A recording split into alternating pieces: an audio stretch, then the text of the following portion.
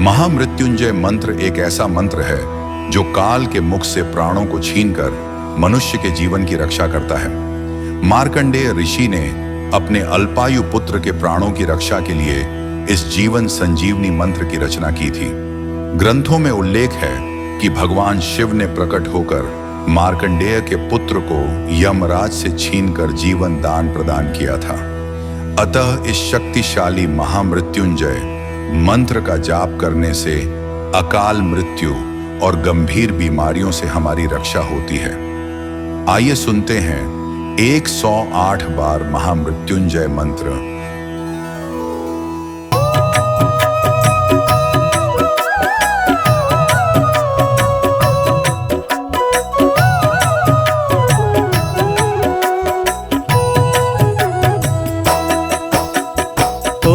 त्र्यंबकं यजामहे सुगंधिं पुष्टिवर्धनम् उर्वारुकमिव बन्धनान् मृत्योर्मुक्षीयमामृतात्।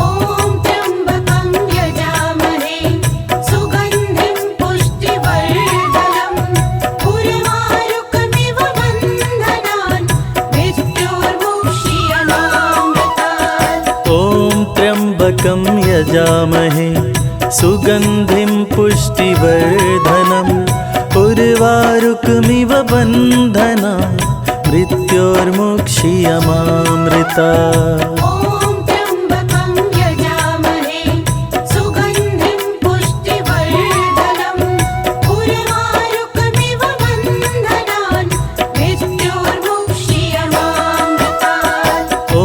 त्र्यंबकं यजामहे सुगंधिं पुष्टिवर्धनम् उर्वारुकमिव बन्धनान् मृत्योर्मुक्षीयमामृतात्।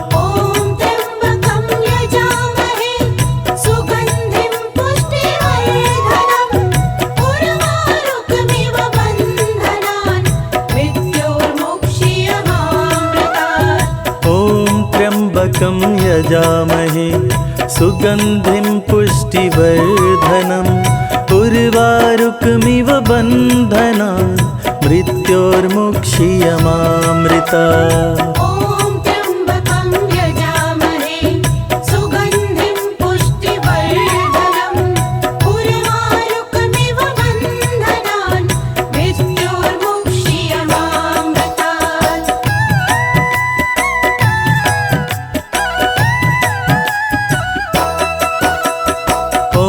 त्र्यंबकं यजामहे सुगंधिं पुष्टिवर्धनम् उर्वारुकमिव बन्धनान् मृत्योर्मुक्षीयमामृतात्।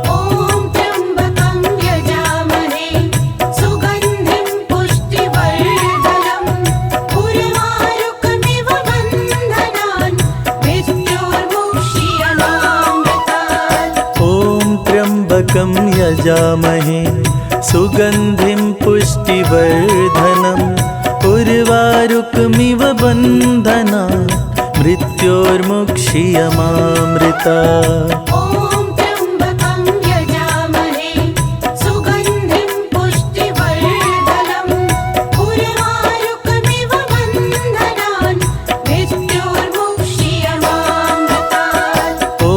त्र्यंबकं यजामहे सुगंधिं पुष्टिवर्धनम् उर्वारुकमिव बन्धनान् मृत्योर्मुक्षीयमामृतात्।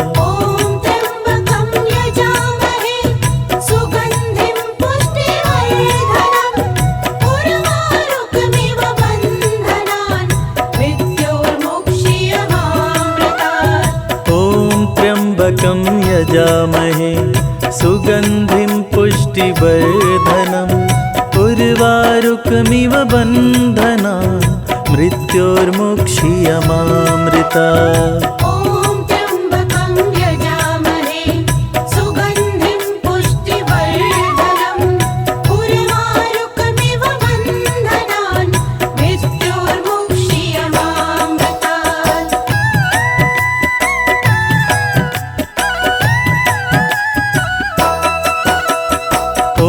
त्र्यंबकं यजामहे सुगन्धिं पुष्टिवर्धनम् उर्वारुकमिव बन्धनान् मृत्योर्मुक्षीयमामृतात्।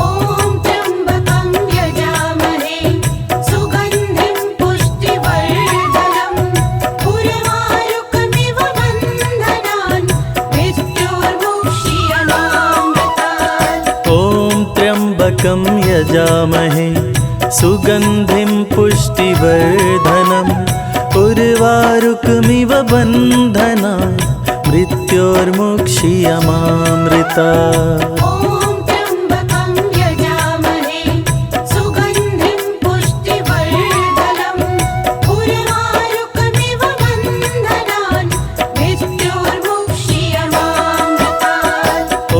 त्र्यम्बकं यजामहे सुगन्धिं पुष्टिवर्धनम् उर्वारुकमिव बन्धनान् मृत्योर्मुक्षीयमामृतात्।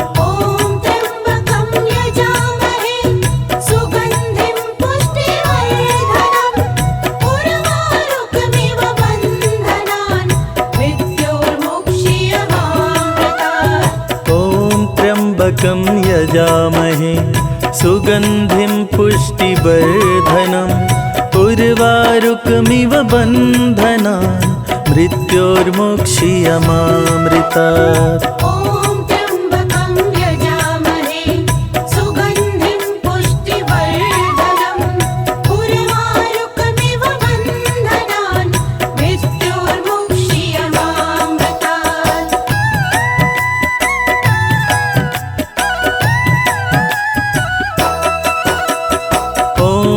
त्र्यम्बकं यजामहे सुगन्धिं पुष्टिवर्धनम् उर्वारुकमिव बन्धनान् मृत्योर्मुक्षीयमामृतात्।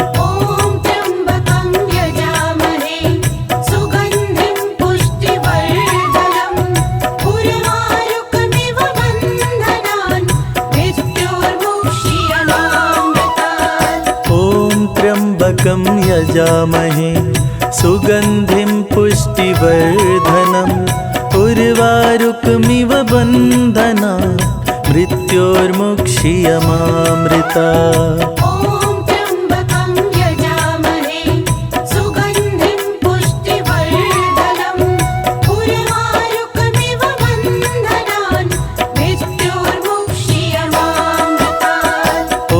त्र्यम्बकं यजामहे सुगन्धिं पुष्टिवर्धनम् उर्वारुकमिव बन्धनान् मृत्योर्मुक्षीयमामृतात्।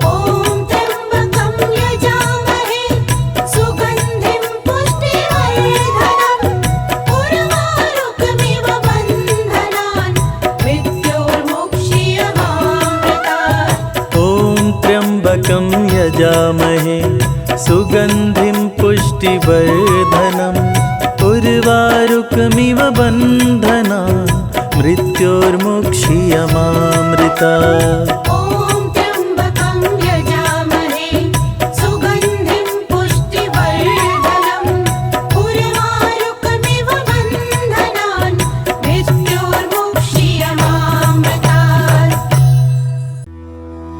महामृत्युंजय मंत्र एक ऐसा मंत्र है जो काल के मुख से प्राणों को छीनकर मनुष्य के जीवन की रक्षा करता है। मार्कंडेय ऋषि ने अपने अल्पायु पुत्र के प्राणों की रक्षा के लिए इस जीवन संजीवनी मंत्र की रचना की थी। ग्रंथों में उल्लेख है कि भगवान शिव ने प्रकट होकर मार्कंडेय के पुत्र को यमराज से छीनकर जीवन दान प्रदान किया था। अतः इस शक्तिशाली महामृत्युंजय मंत्र का जाप करने से अकाल मृत्यु और गंभीर बीमारियों से हमारी रक्षा होती है। आइए सुनते हैं 108 बार महामृत्युंजय मंत्र।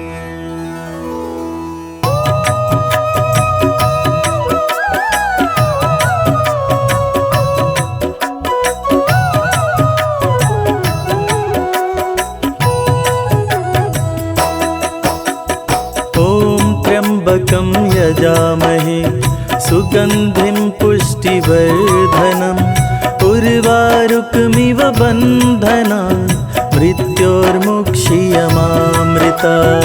ॐ त्र्यम्बकं यजामहे सुगन्धिं पुष्टिवर्धनम् उर्वारुकमिव बन्धनान् मृत्योर्मुक्षीयमामृतात्। ॐ त्र्यम्बकं यजामहे सुगन्धिं पुष्टिवर्धनम् उर्वारुकमिव बन्धनान् मृत्योर्मुक्षीयमामृता।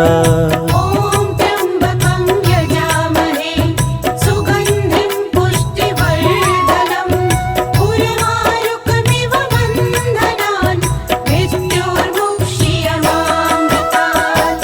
ॐ त्र्यम्बकं यजामहे सुगन्धिं पुष्टिवर्धनम् उर्वारुकमिव बन्धनान् मृत्योर्मुक्षीयमामृता। ॐ त्र्यम्बकं यजामहे सुगन्धिं पुष्टिवर्धनम् उर्वारुकमिव बन्धनान् मृत्योर्मुक्षीयमामृतात्।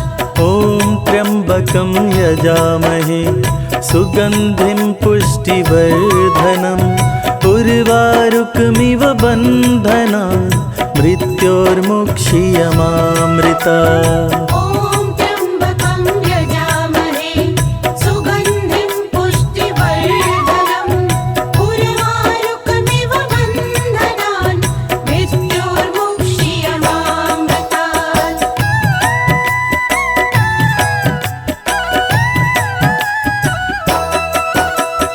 ॐ त्र्यम्बकं यजामहे सुगन्धिं पुष्टिवर्धनम् उर्वारुकमिव बन्धनान् मृत्योर्मुक्षीयमामृता। ॐ त्र्यम्बकं यजामहे सुगन्धिं पुष्टिवर्धनम् उर्वारुकमिव बन्धनान् मृत्योर्मुक्षीयमामृतात्। ॐ त्र्यम्बकं यजामहे सुगन्धिं पुष्टिवर्धनम् उर्वारुकमिव बन्धनान् मृत्योर्मुक्षीयमामृता। ॐ त्र्यम्बकं यजामहे सुगन्धिं पुष्टिवर्धनम् उर्वारुकमिव बन्धनान् मृत्योर्मुक्षीयमामृतात्। ॐ त्र्यम्बकं यजामहे सुगन्धिं पुष्टिवर्धनम् उर्वारुकमिव बन्धनान् मृत्योर्मुक्षीयमामृता। ॐ त्र्यम्बकं यजामहे सुगन्धिं पुष्टिवर्धनम् उर्वारुकमिव बन्धनान् मृत्योर्मुक्षीयमामृतात्। ॐ त्र्यम्बकं यजामहे सुगन्धिं पुष्टिवर्धनम् उर्वारुकमिव बन्धनान् मृत्योर्मुक्षीयमामृता। ॐ त्र्यम्बकं यजामहे सुगन्धिं पुष्टिवर्धनम् उर्वारुकमिव बन्धनान् मृत्योर्मुक्षीयमामृतात्।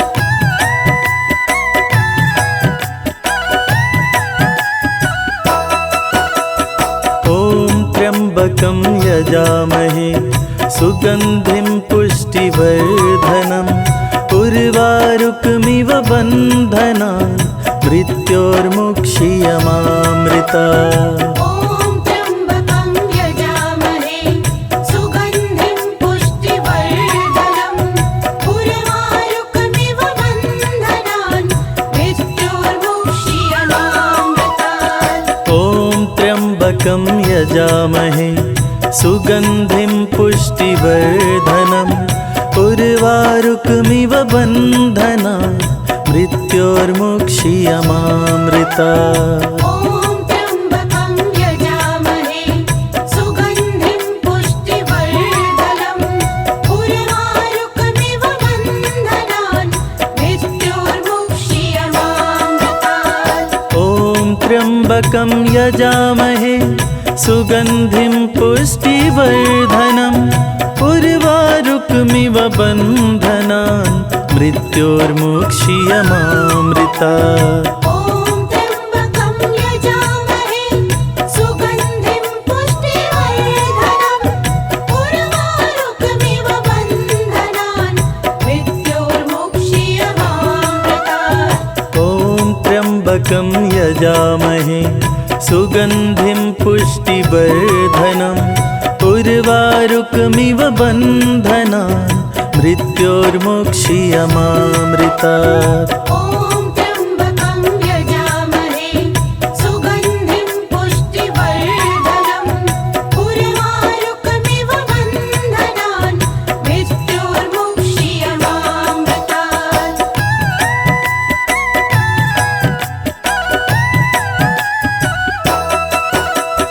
ॐ त्र्यम्बकं यजामहे सुगन्धिं पुष्टिवर्धनम् उर्वारुकमिव बन्धनान् मृत्योर्मुक्षीयमामृतात्। ॐ त्र्यम्बकं यजामहे सुगन्धिं पुष्टिवर्धनम् उर्वारुकमिव बन्धनान् मृत्योर्मुक्षीयमामृतात्। ॐ त्र्यम्बकं यजामहे सुगन्धिं पुष्टिवर्धनम् उर्वारुकमिव बन्धनान् मृत्योर्मुक्षीयमामृतात्। ॐ त्र्यम्बकं यजामहे सुगन्धिं पुष्टिवर्धनम् उर्वारुकमिव बन्धनान् मृत्योर्मुक्षीयमामृतात्। ॐ त्र्यम्बकं यजामहे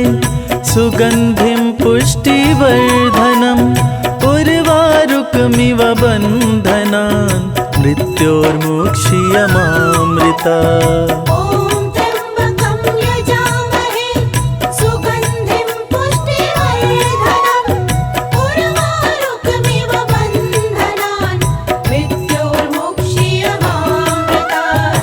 ॐ त्र्यम्बकं यजामहे सुगन्धिं पुष्टिवर्धनम् उर्वारुकमिव बन्धनान् मृत्योर्मुक्षीयमामृतात्। ॐ त्र्यम्बकं यजामहे सुगन्धिं पुष्टिवर्धनम् उर्वारुकमिव बन्धनान् मृत्योर्मुक्षीयमामृतात्। महामृत्युंजय मंत्र एक ऐसा मंत्र है जो काल के मुख से प्राणों को छीनकर मनुष्य के जीवन की रक्षा करता है। मार्कंडेय ऋषि ने अपने अल्पायु पुत्र के प्राणों की रक्षा के लिए इस जीवन संजीवनी मंत्र की रचना की थी। ग्रंथों में उल्लेख है कि भगवान शिव ने प्रकट होकर मार्कंडेय के पुत्र को यमराज से छीनकर जीवन दान प्रदान किया था। अतः इस शक्तिशाली महामृत्युंजय मंत्र का जाप करने से अकाल मृत्यु और गंभीर बीमारियों से हमारी रक्षा होती है। आइए सुनते हैं 108 बार महामृत्युंजय मंत्र।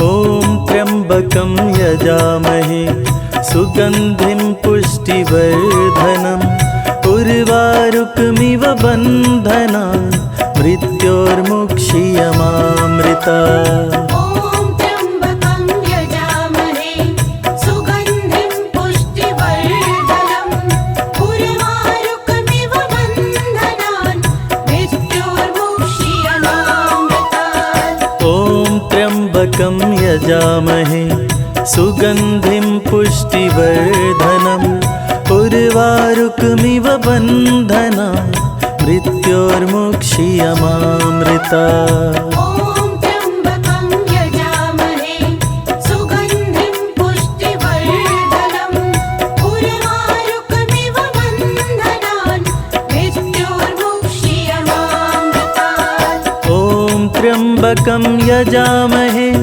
सुगन्धिं पुष्टिवर्धनम् उर्वारुकमिव बन्धनान् मृत्योर्मुक्षीयमामृतात्। ॐ त्र्यम्बकं यजामहे सुगन्धिं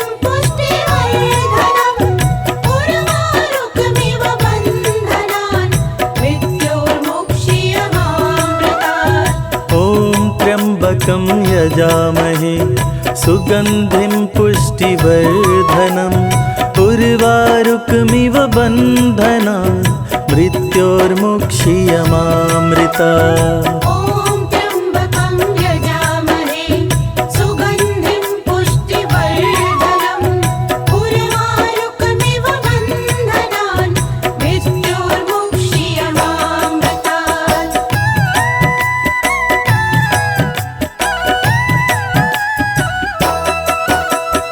ॐ त्र्यम्बकं यजामहे सुगन्धिं पुष्टिवर्धनम् उर्वारुकमिव बन्धनान् मृत्योर्मुक्षीयमामृतात्। ॐ त्र्यम्बकं यजामहे सुगन्धिं पुष्टिवर्धनम् उर्वारुकमिव बन्धनान् मृत्योर्मुक्षीयमामृतात्। ॐ त्र्यम्बकं यजामहे सुगन्धिं पुष्टिवर्धनम् उर्वारुकमिव बन्धनान् मृत्योर्मुक्षीयमामृतात्। ॐ त्र्यम्बकं यजामहे सुगन्धिं पुष्टिवर्धनम् उर्वारुकमिव बन्धनान् मृत्योर्मुक्षीयमामृतात्। ॐ त्र्यम्बकं यजामहे सुगन्धिं पुष्टिवर्धनम् उर्वारुकमिव बन्धनान् मृत्योर्मुक्षीयमामृतात्। ॐ त्र्यम्बकं यजामहे सुगन्धिं पुष्टिवर्धनम् उर्वारुकमिव बन्धनान् मृत्योर्मुक्षीयमामृतात्। ॐ त्र्यम्बकं यजामहे सुगन्धिं पुष्टिवर्धनम् उर्वारुकमिव बन्धनान् मृत्योर्मुक्षीयमामृतात्। ॐ त्र्यम्बकं यजामहे सुगन्धिं पुष्टिवर्धनम् उर्वारुकमिव बन्धनान् मृत्योर्मुक्षीयमामृतात्।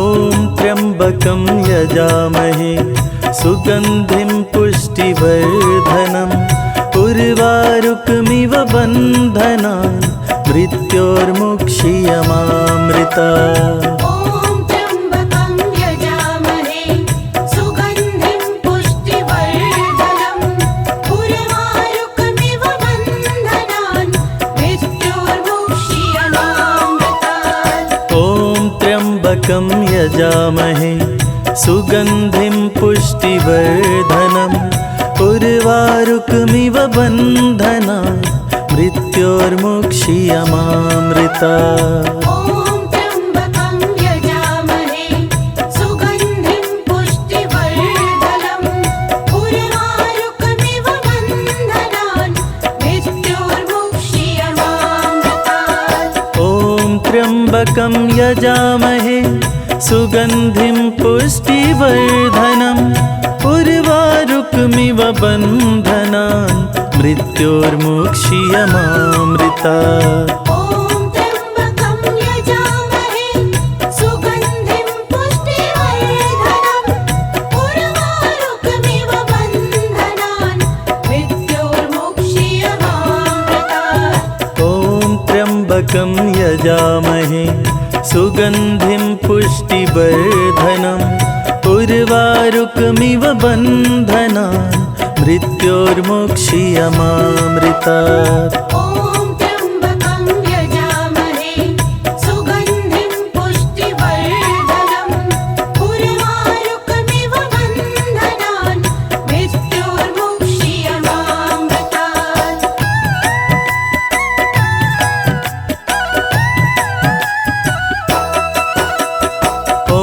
त्र्यम्बकं यजामहे सुगन्धिं पुष्टिवर्धनम् उर्वारुकमिव बन्धनान् मृत्योर्मुक्षीयमामृतात्। ॐ त्र्यम्बकं यजामहे सुगन्धिं पुष्टिवर्धनम् उर्वारुकमिव बन्धनान् मृत्योर्मुक्षीयमामृतात्।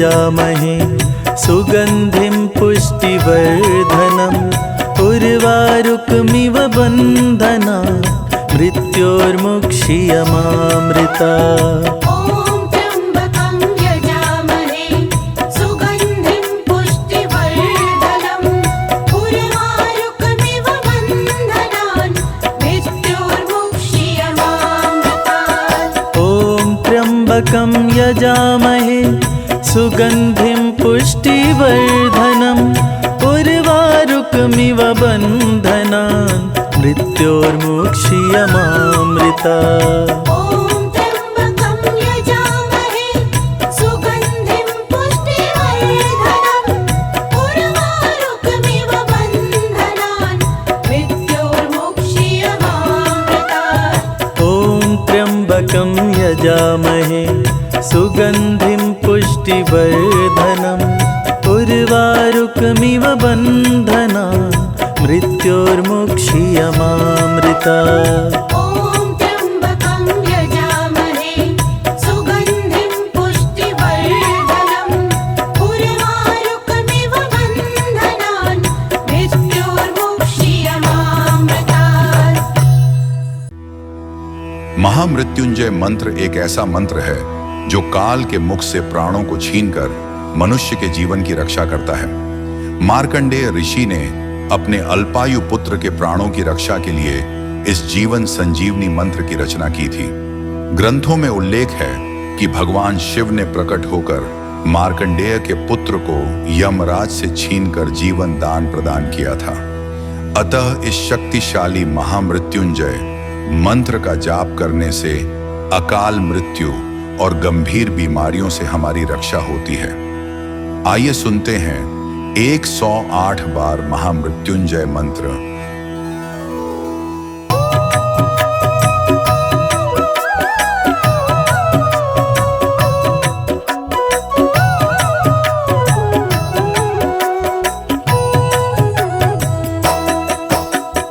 ॐ त्र्यम्बकं यजामहे सुगन्धिं पुष्टिवर्धनम् उर्वारुकमिव बन्धनान् मृत्योर्मुक्षीयमामृता ॐ त्र्यम्बकं यजामहे सुगन्धिं पुष्टिवर्धनम् उर्वारुकमिव बन्धनान् मृत्योर्मुक्षीयमामृतात् ॐ त्र्यम्बकं यजामहे सुगन्धिं पुष्टिवर्धनम् उर्वारुकमिव बन्धनान् मृत्योर्मुक्षीयमामृता ॐ त्र्यम्बकं यजामहे सुगन्धिं पुष्टिवर्धनम् उर्वारुकमिव बन्धनान् मृत्योर्मुक्षीयमामृतात् ॐ त्र्यम्बकं यजामहे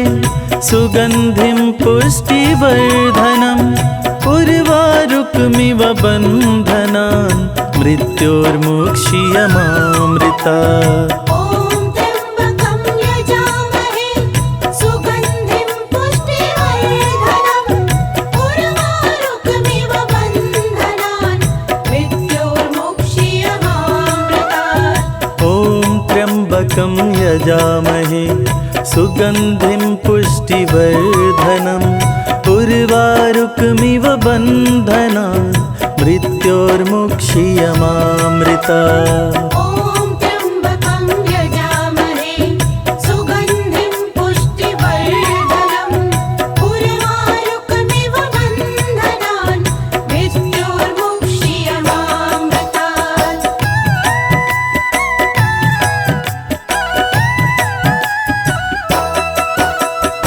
ॐ त्र्यम्बकं यजामहे सुगन्धिं पुष्टिवर्धनम् उर्वारुकमिव बन्धनान् मृत्योर्मुक्षीयमामृता ॐ त्र्यम्बकं यजामहे सुगन्धिं पुष्टिवर्धनम् उर्वारुकमिव बन्धनान् मृत्योर्मुक्षीयमामृतात् ॐ त्र्यम्बकं यजामहे सुगन्धिं पुष्टिवर्धनम् उर्वारुकमिव बन्धनान् बन्धनान् मृत्योर्मुक्षीयमामृतात्। ॐ त्र्यम्बकं यजामहे सुगन्धिं पुष्टिवर्धनम् उर्वारुकमिव बन्धनान् मृत्योर्मुक्षीयमामृतात्। ॐ त्र्यम्बकं यजामहे सुगन्धिं पुष्टिवर्धनम् उर्वारुकमिव बन्धनान् मृत्योर्मुक्षीयमामृतात्। ॐ त्र्यम्बकं यजामहे सुगन्धिं पुष्टिवर्धनम् उर्वारुकमिव बन्धनान् मृत्योर्मुक्षीयमामृतात्। ॐ त्र्यम्बकं यजामहे सुगन्धिं पुष्टिवर्धनम् उर्वारुकमिव बन्धनान् मृत्योर्मुक्षीयमामृतात्। ॐ त्र्यम्बकं यजामहे सुगन्धिं पुष्टिवर्धनम् उर्वारुकमिव बन्धनान् मृत्योर्मुक्षीयमामृतात्।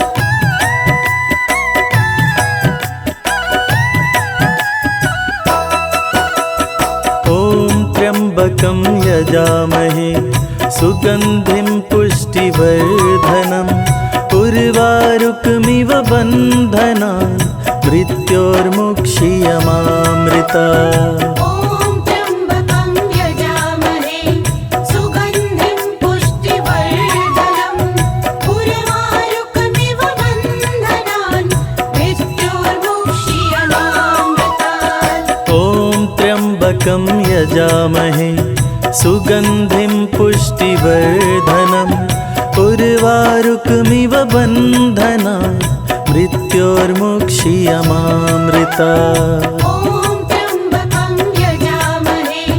सुगन्धिं पुष्टिवर्धनम् उर्वारुकमिव बन्धनान् मृत्योर्मुक्षीयमामृतात्।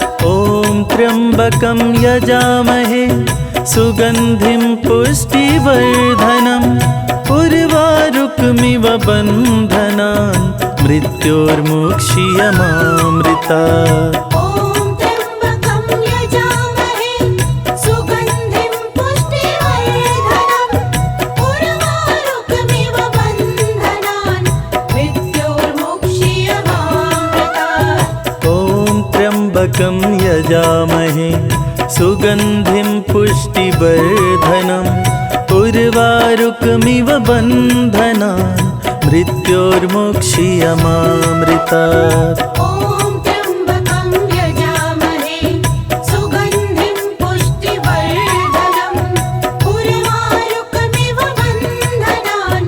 मृत्योर्मुक्षीयमामृतात्। ॐ त्र्यम्बकं यजामहे सुगन्धिं पुष्टिवर्धनम् उर्वारुकमिव बन्धनान् मृत्योर्मुक्षीयमामृतात्। ॐ त्र्यम्बकं यजामहे सुगन्धिं पुष्टिवर्धनम् उर्वारुकमिव बन्धनान् मृत्योर्मुक्षीयमामृतात्।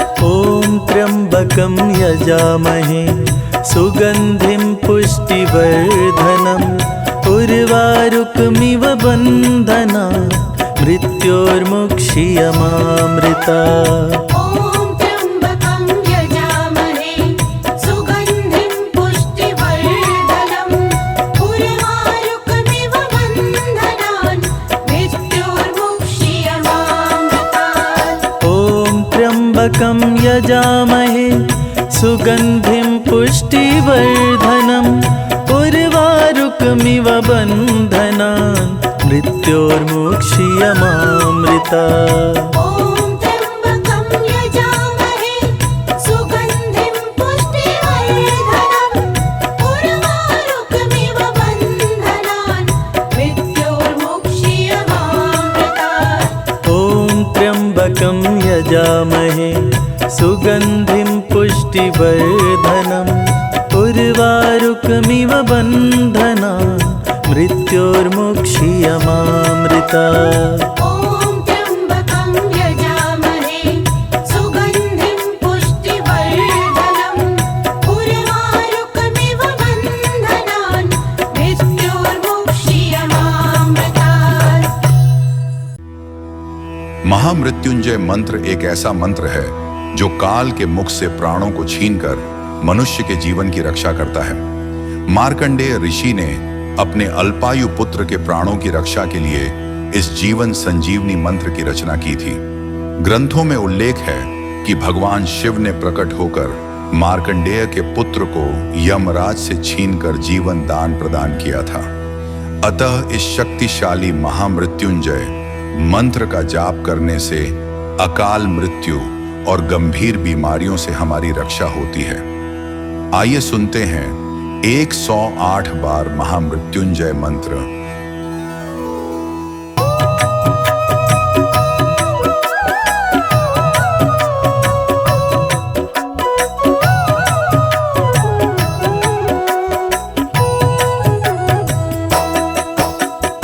ॐ त्र्यम्बकं यजामहे सुगन्धिं पुष्टिवर्धनम् उर्वारुकमिव बन्धनान् मृत्योर्मुक्षीयमामृता। ॐ त्र्यम्बकं यजामहे सुगन्धिं पुष्टिवर्धनम् उर्वारुकमिव बन्धनान् मृत्योर्मुक्षीयमामृतात्। ॐ त्र्यम्बकं यजामहे सुगन्धिं पुष्टिवर्धनम् उर्वारुकमिव बन्धनान् मृत्योर्मुक्षीयमामृता। ॐ त्र्यम्बकं यजामहे सुगन्धिं पुष्टिवर्धनम् उर्वारुकमिव बन्धनान् मृत्योर्मुक्षीयमामृतात्। ॐ त्र्यम्बकं यजामहे सुगन्धिं पुष्टिवर्धनम् उर्वारुकमिव बन्धनान् मृत्योर्मुक्षीयमामृता। ॐ त्र्यम्बकं यजामहे सुगन्धिं पुष्टिवर्धनम् उर्वारुकमिव बन्धनान् मृत्योर्मुक्षीयमामृतात्। ॐ त्र्यम्बकं यजामहे सुगन्धिं पुष्टिवर्धनम् उर्वारुकमिव बन्धनान् मृत्योर्मुक्षीयमामृता। ॐ त्र्यम्बकं यजामहे सुगन्धिं पुष्टिवर्धनम् उर्वारुकमिव बन्धनान् मृत्योर्मुक्षीयमामृतात्।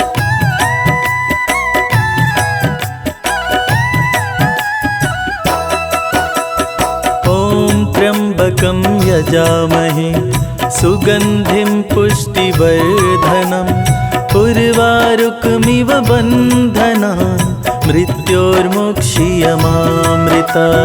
ॐ त्र्यम्बकं यजामहे सुगन्धिं पुष्टिवर्धनम् उर्वारुकमिव बन्धनान् मृत्योर्मुक्षीयमामृतात्। ॐ त्र्यम्बकं यजामहे सुगन्धिं पुष्टिवर्धनम् उर्वारुकमिव बन्धनान् मृत्योर्मुक्षीयमामृता। ॐ त्र्यम्बकं यजामहे सुगन्धिं पुष्टिवर्धनम् उर्वारुकमिव बन्धनान् मृत्योर्मुक्षीयमामृतात्। ॐ त्र्यम्बकं यजामहे सुगन्धिं पुष्टिवर्धनम् उर्वारुकमिव बन्धनान् मृत्योर्मुक्षीयमामृता। ॐ त्र्यम्बकं यजामहे सुगन्धिं पुष्टिवर्धनम् उर्वारुकमिव बन्धनान् मृत्योर्मुक्षीयमामृतात्। ॐ त्र्यम्बकं यजामहे सुगन्धिं पुष्टिवर्धनम् उर्वारुकमिव बन्धनान् मृत्योर्मुक्षीयमामृता। ॐ त्र्यम्बकं यजामहे सुगन्धिं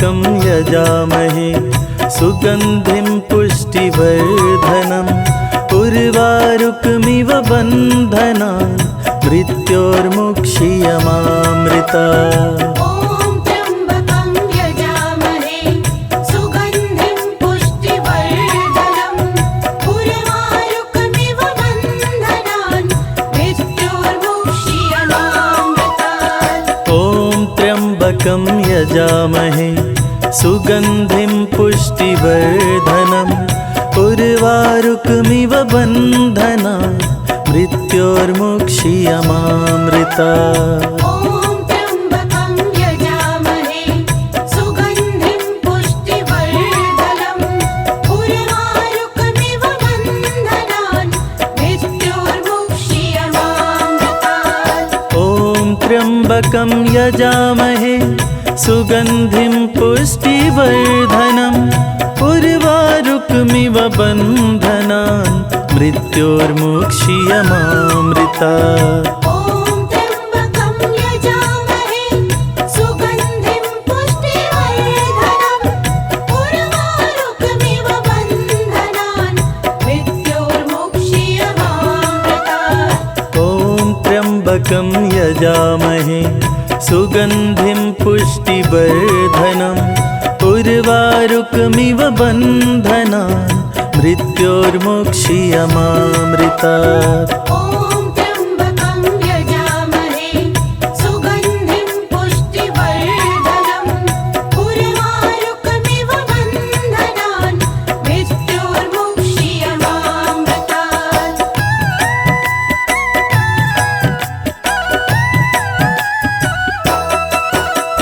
ॐ त्र्यम्बकं यजामहे सुगन्धिं पुष्टिवर्धनम् उर्वारुकमिव बन्धनान् मृत्योर्मुक्षीयमामृतात्।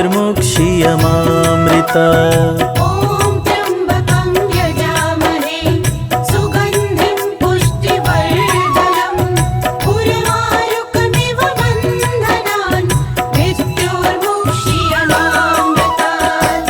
ॐ त्र्यम्बकं यजामहे सुगन्धिं पुष्टिवर्धनम् उर्वारुकमिव बन्धनान् मृत्योर्मुक्षीयमामृतात्।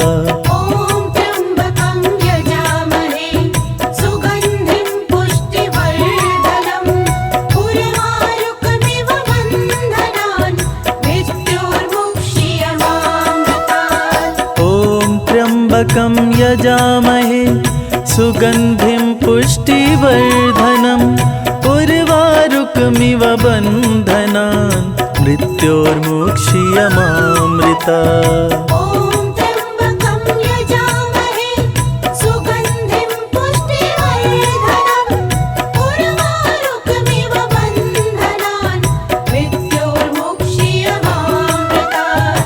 ॐ त्र्यम्बकं यजामहे सुगन्धिं पुष्टिवर्धनम् उर्वारुकमिव बन्धनान् मृत्योर्मुक्षीयमामृतात्। ॐ त्र्यम्बकं यजामहे सुगन्धिं पुष्टिवर्धनम् उर्वारुकमिव बन्धनान् मृत्योर्मुक्षीयमामृतात्। महामृत्युंजय मंत्र एक ऐसा मंत्र है जो काल के मुख से प्राणों को छीनकर मनुष्य के जीवन की रक्षा करता है। मार्कंडेय ऋषि ने अपने अल्पायु पुत्र के प्राणों की रक्षा के लिए इस जीवन संजीवनी मंत्र की रचना की थी। ग्रंथों में उल्लेख है कि भगवान शिव ने प्रकट होकर मार्कंडेय के पुत्र को यमराज से छीनकर जीवन दान प्रदान किया था। अतः इस शक्तिशाली महामृत्युंजय मंत्र का जाप करने से अकाल मृत्यु और गंभीर बीमारियों से हमारी रक्षा होती है। आइए सुनते हैं 108 बार महामृत्युंजय मंत्र।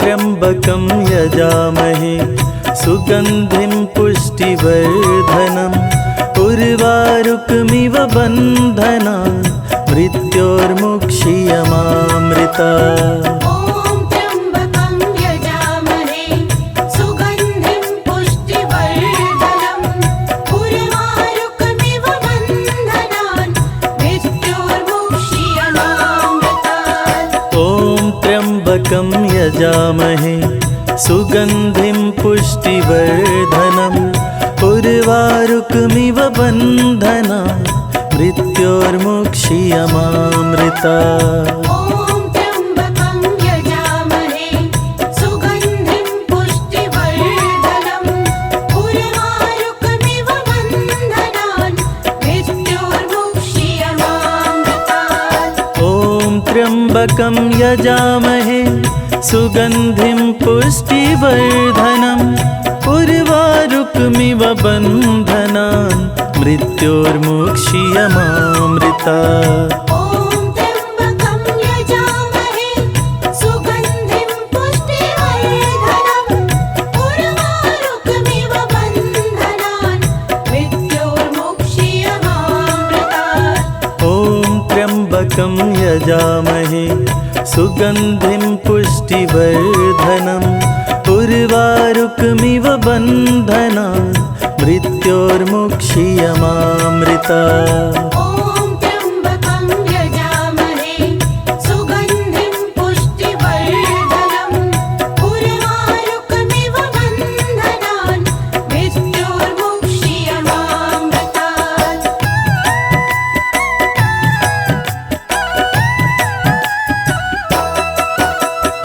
ॐ त्र्यम्बकं यजामहे सुगन्धिं पुष्टिवर्धनम् उर्वारुकमिव बन्धनान् मृत्योर्मुक्षीयमामृतात्। ॐ त्र्यम्बकं यजामहे सुगन्धिं पुष्टिवर्धनम् उर्वारुकमिव बन्धनान् मृत्योर्मुक्षीयमामृतात्। ॐ त्र्यम्बकं यजामहे सुगन्धिं पुष्टिवर्धनम् उर्वारुकमिव बन्धनान् मृत्योर्मुक्षीयमामृतात्। ॐ त्र्यम्बकं यजामहे सुगन्धिं पुष्टिवर्धनम् उर्वारुकमिव बन्धनान् मृत्योर्मुक्षीयमामृतात्। ॐ त्र्यम्बकं यजामहे सुगन्धिं पुष्टिवर्धनम् उर्वारुकमिव बन्धनान् मृत्योर्मुक्षीयमामृतात्। ॐ त्र्यम्बकं यजामहे सुगन्धिं पुष्टिवर्धनम् उर्वारुकमिव बन्धनान् मृत्योर्मुक्षीयमामृतात्। ॐ त्र्यम्बकं यजामहे सुगन्धिं पुष्टिवर्धनम् उर्वारुकमिव बन्धनान् मृत्योर्मुक्षीयमामृतात्। ॐ त्र्यम्बकं यजामहे सुगन्धिं पुष्टिवर्धनम् उर्वारुकमिव बन्धनान् मृत्योर्मुक्षीयमामृतात्।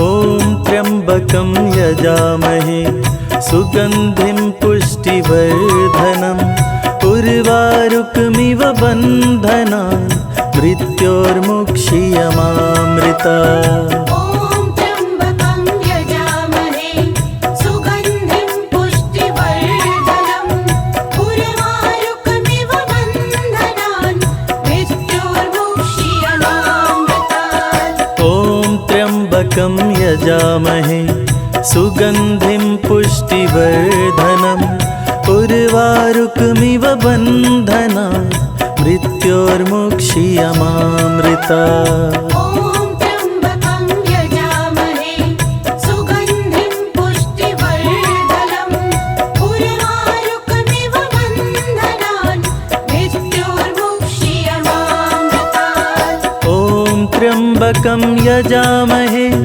सुगन्धिं पुष्टिवर्धनम् उर्वारुकमिव बन्धनान् मृत्योर्मुक्षीयमामृतात्। ॐ त्र्यम्बकं यजामहे सुगन्धिं पुष्टिवर्धनम् उर्वारुकमिव बन्धनान् मृत्योर्मुक्षीयमामृतात्। ॐ त्र्यम्बकं यजामहे सुगन्धिं पुष्टिवर्धनम् उर्वारुकमिव बन्धनान् मृत्योर्मुक्षीयमामृतात्। ॐ त्र्यम्बकं यजामहे सुगन्धिं पुष्टिवर्धनम् उर्वारुकमिव बन्धनान् मृत्योर्मुक्षीयमामृतात्।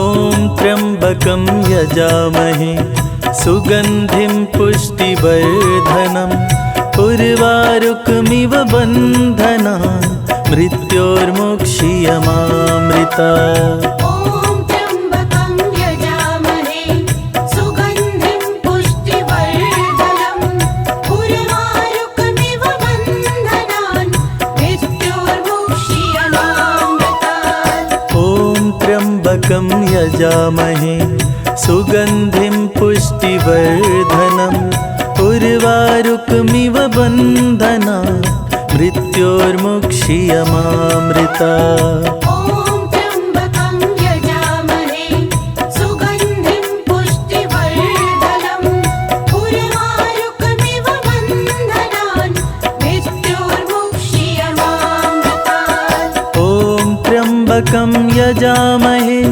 सुगन्धिं पुष्टिवर्धनम् उर्वारुकमिव बन्धनान् मृत्योर्मुक्षीयमामृतात्। ॐ त्र्यम्बकं यजामहे सुगन्धिं पुष्टिवर्धनम् उर्वारुकमिव बन्धनान् मृत्योर्मुक्षीयमामृतात्। ॐ त्र्यम्बकं यजामहे सुगन्धिं पुष्टिवर्धनम् उर्वारुकमिव बन्धनान् मृत्योर्मुक्षीयमामृतात्।